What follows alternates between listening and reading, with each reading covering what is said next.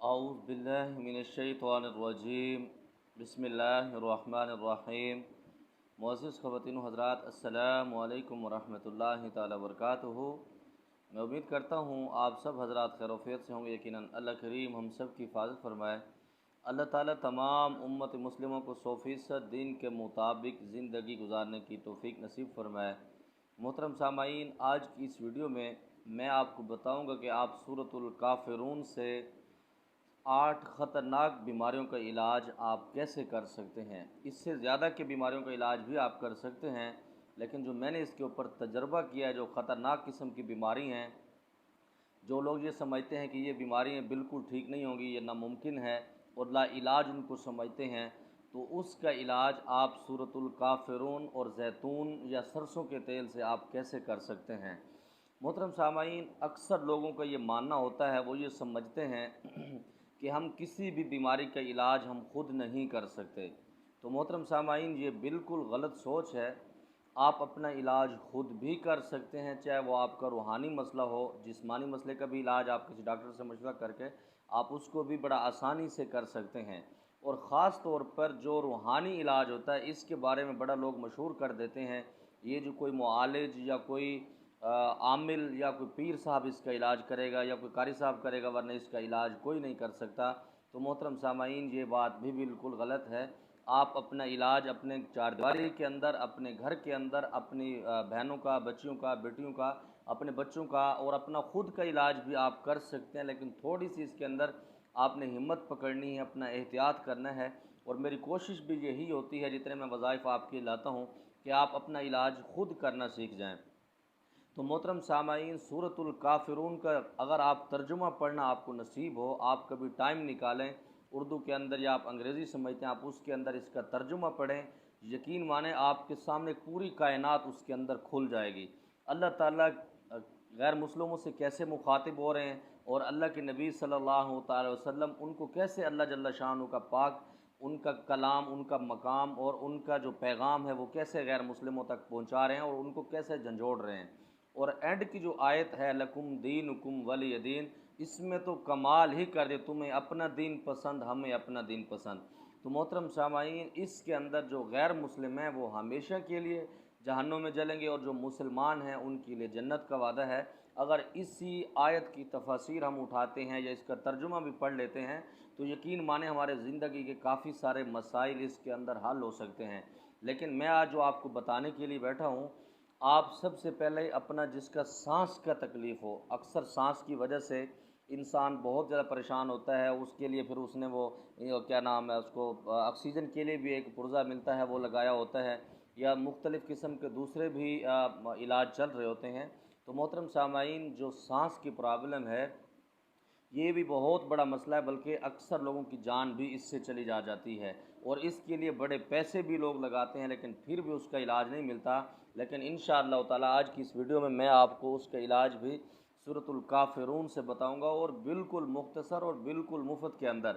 इसके साथ मोहतरम सामाईन, किसी के गर्दन के ऊपर दर्द है, कंधों पर दर्द है, या उसको नाक का केरा आता है, या सर के ऊपर बोझ रहता है, या उसकी छाती बंद है, या उसके गुर्दों का प्रॉब्लम है, या जोड़ों का मसला है, टाइफाइड का पुराना बुखार है, या मलेरिया की उसको शिकायत है। इसी तरह मोहतरम सामाईन, काफ़ी सारी ऐसी बीमारी हैं कि अगर हम उसका ज़िक्र करने बैठें तो काफ़ी सारा टाइम उसके लिए लग सकता है।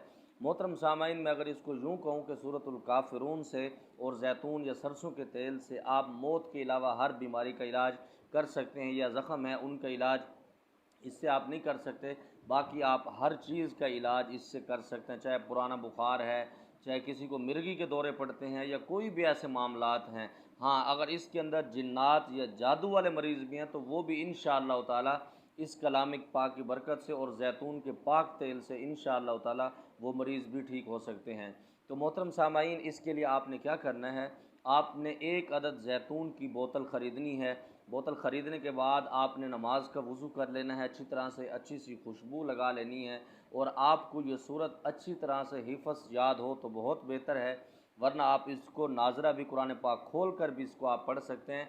लेकिन शर्त यह है कि आपके तलफ़ुज़, आपकी किरात अच्छी हो, इसके अंदर गलतियाँ ना हो। जो अक्सर लोग किरात के अंदर, तजवीज़ के अंदर गलतियाँ करते हैं, तो वो गलतियाँ आपकी नहीं होनी चाहिए।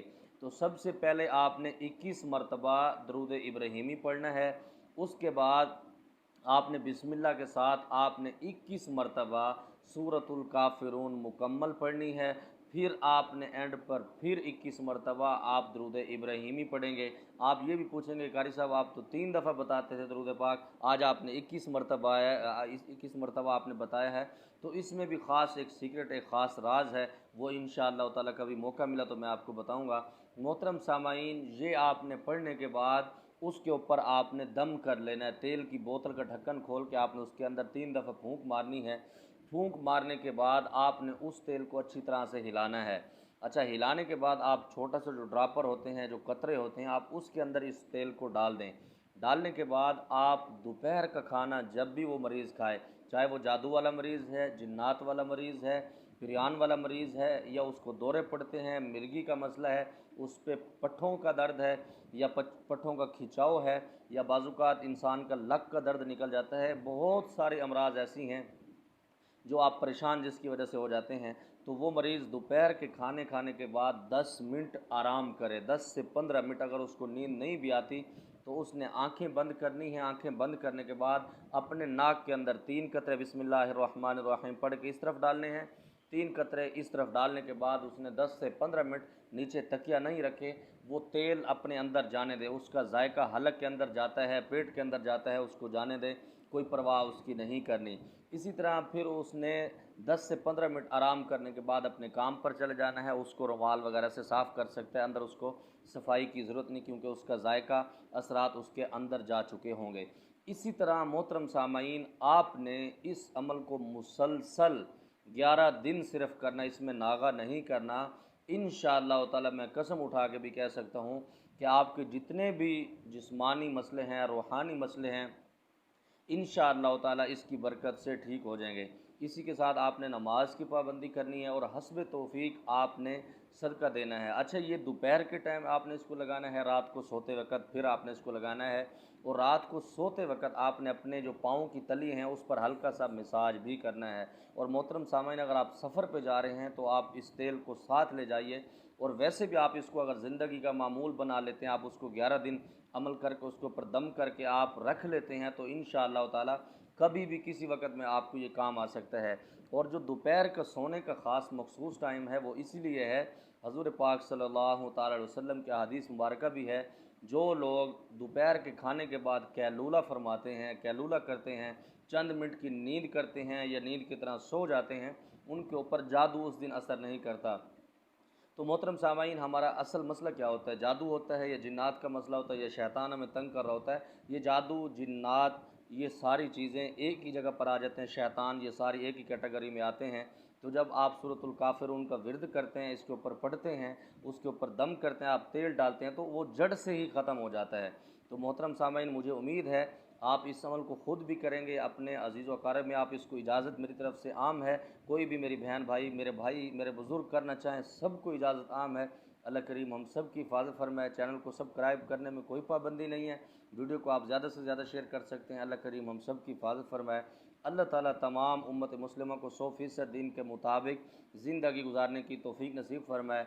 इंशाअल्लाह ताला कुछ दिन के बाद मैं आपको ये बताऊँगा कि आप सूरतुल काफिरून की ज़कात कैसे अदा कर सकते हैं और उससे मुआलिज आप कैसे बन सकते हैं। अस्सलामु अलैकुम वरहमतुल्लाहि ताला वबरकातुहू।